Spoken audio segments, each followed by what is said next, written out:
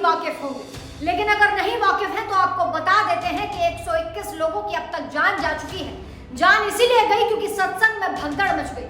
भगदड़ इसीलिए मची क्योंकि जिन्होंने सत्संग को आयोजित किया था, खुद को भोले बाबा बताने वाले, उन बाबा के चरण रज के लिए, उन बाबा के पैरों की धूल के लिए लोग भागे, एक के ऊपर एक लोग चढ़े और फिर मौतों का सिलसिला चालू हो गया, लाशों का अंबार लग गया। लेकिन बड़ा सवाल ये कि वीडियो को देखकर आपका दिल दहल जाएगा और अब जिनके पीछे लोग भागे थे वो बाबा कहाँ गायब है, क्या उन पर एक्शन होगा या नहीं, प्रशासन क्या कुछ कार्रवाई कर रहा है और लाशों का अंबार कहाँ गया और घायलों का इलाज कहाँ जारी है, ये सभी जानकारी हम आपको देंगे इस रिपोर्ट में। वीडियो को आखिर तक देखिए। हाथरस कांड के जो नए नए वीडियो सामने आ रहे हैं उन्हें देखने के बाद आपका दिल दहल जाएगा।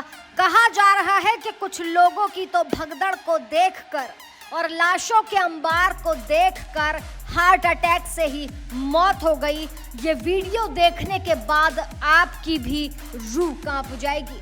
अब सवाल ये कि आखिर हाथरस में भगदड़ मची कैसे, एक के ऊपर एक लोग क्यों गिरते गए, हादसे में कब क्या हुआ, चलिए आपको बताते हैं 121 लोगों की मौतों की कहानी। उत्तर प्रदेश के हाथरस में भोले बाबा के सत्संग के समापन के बाद मची भगदड़ में 120 से ज्यादा श्रद्धालुओं की मौत हो गई। इस हादसे में आयोजकों की लापरवाही सामने आई। हादसे के बाद हाथरस में डीजीपी प्रशांत कुमार भी पहुंचे। उन्होंने घटना से जुड़ी जानकारी ली। इसके साथ प्रशासन आयोजकों के खिलाफ कार्रवाई भी शुरू कर दी गई। मुख्यमंत्री खुद हाथरस पहुंचकर स्थिति का जायजा लेंगे। जीटी रोड के किनारे 150 बीघा खेत में बनाया गया था पंडाल। बाबा के दर्शन को हाईवे पर भीड़ के दबाव में चलते हुआ हादसा। 1.5 लाख से ज्यादा की थी भीड़। कई राज्यों से पहुंचे थे श्रद्धालु।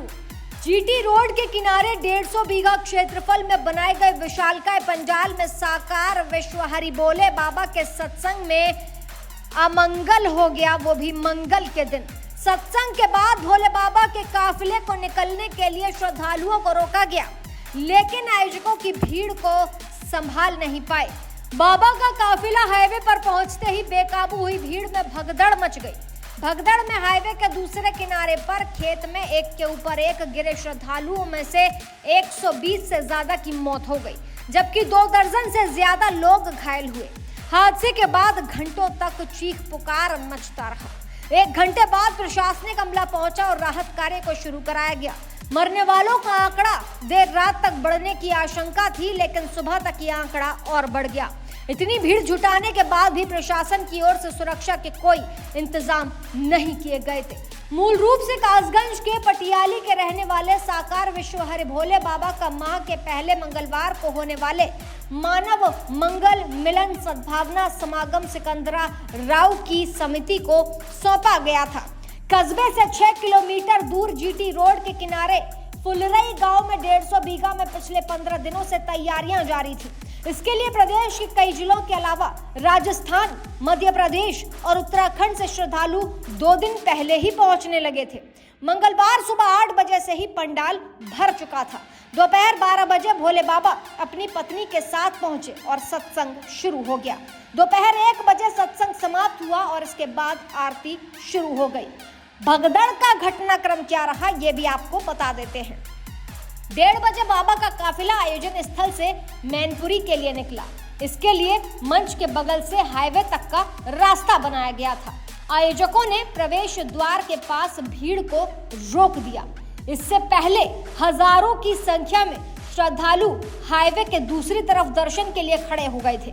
जैसे ही बाबा का काफिला हाईवे पर प्रवेश द्वार के सामने पहुंचा, वैसे ही भीड़ दर्शन को दौड़ी और इसके बाद हालात बेकाबू हो गए। बाबा का काफिला आगे बढ़ा और हाईवे किनारे खड़े लोगों पर सामने से आए श्रद्धालुओं का दबाव बढ़ा।